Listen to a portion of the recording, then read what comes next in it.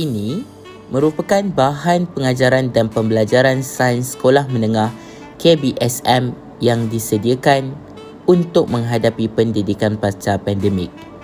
Tajuk pada hari ini, respirasi sel dan fotosintesis. Respirasi. Respirasi terbahagi kepada dua, iaitu respirasi luar dan respirasi dalam. Respirasi luar merupakan secara pernafasan, iaitu pertukaran gas antara organisma dengan persekitarannya. Respirasi dalam pula adalah respirasi sel, di mana proses pengoksidaan dan penguraian glukosa dijalankan yang akhirnya berlaku di dalam sel hidup untuk membebaskan tenaga. Begini adalah antara equation yang boleh kita fahamkan. Glukosa dengan kehadiran oksigen bakal menguraikan glukosa menjadi karbon dioksida, air, H2O dan juga tenaga. Apa itu pula fotosintesis? Fotosintesis dijalankan oleh tumbuhan hijau. Tumbuhan hijau mensintesis makanan sendiri. Makanan ini dibuat oleh tumbuhan iaitu glukosa yang disimpan dalam bentuk kanji. Apa yang diperlukan untuk fotosintesis berlaku? Yang pertama, kehadiran cahaya matahari. Yang kedua, karbon dioksida. Yang ketiga, H2O atau air. Dan yang keempat, klorofil, iaitu pigmen hijau yang berada pada tumbuhan hijau. Jadi, saudari Iman telah terangkan tentang apa itu fotosintesis. Saya, Haziq Ilman pula akan terangkan tentang prosesnya pula. Bagaimana proses fotosintesis ini terjadi dan sebagainya. Jadi, ada 4 perkara penting yang diperlukan dalam proses fotosintesis. Pertama, air atau H2O, lalu karbon dioksida atau CO2, klorofil dan terakhir sekali adalah cahaya matahari. Air diperoleh tumbuhan dari dalam tanah yang diserap oleh akar, dialirkan pula ke seluruh bahagian tumbuhan termasuklah daun. Kemudian untuk karbon dioksida pula, ianya diperoleh daripada udara yang masuk melalui stomata. Apa itu stomata? Stomata merupakan bahagian pada daun sesuatu tumbuhan dan ianya terletak di bahagian bawah daun. Klorofil pula berfungsi untuk memerangkap cahaya matahari dan ia membantu untuk menguraikan air kepada oksigen dan hidrogen. Proses fotosintesis ini terjadi ketika klorofil di daun menangkap cahaya matahari dan menggunakannya untuk mengubah air dan karbon dioksida menjadi gula dan oksigen.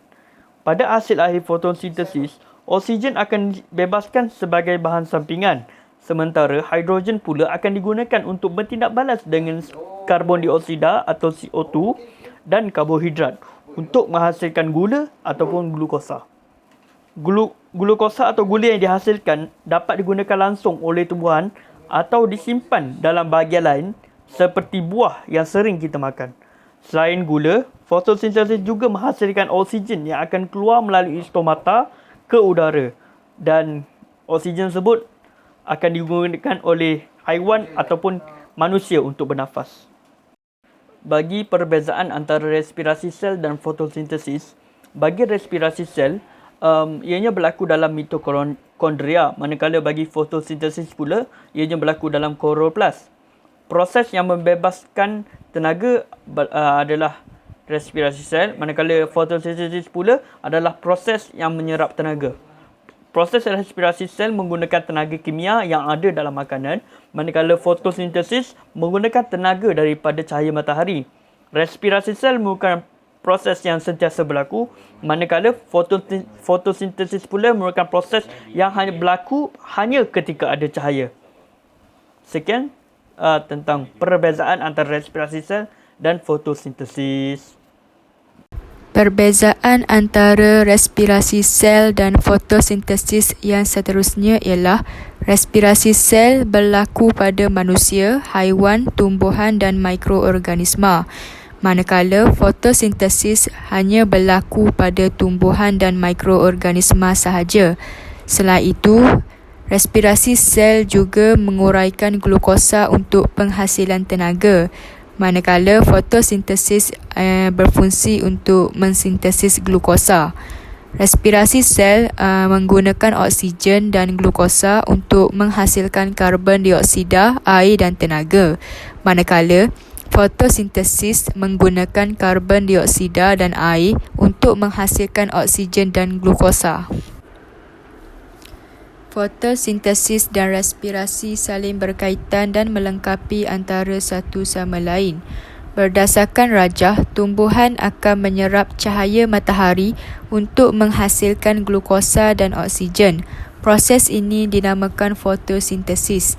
Glukosa dan oksigen yang terhasil daripada proses fotosintesis akan digunakan oleh semua organisma semasa respirasi sel. Semasa proses respirasi sel pula, semua organisma akan menghasilkan karbon dioksida dan air. Seterusnya, tumbuhan akan menggunakan karbon dioksida dan air tersebut untuk proses fotosintesis. Proses ini akan terus berulang-ulang.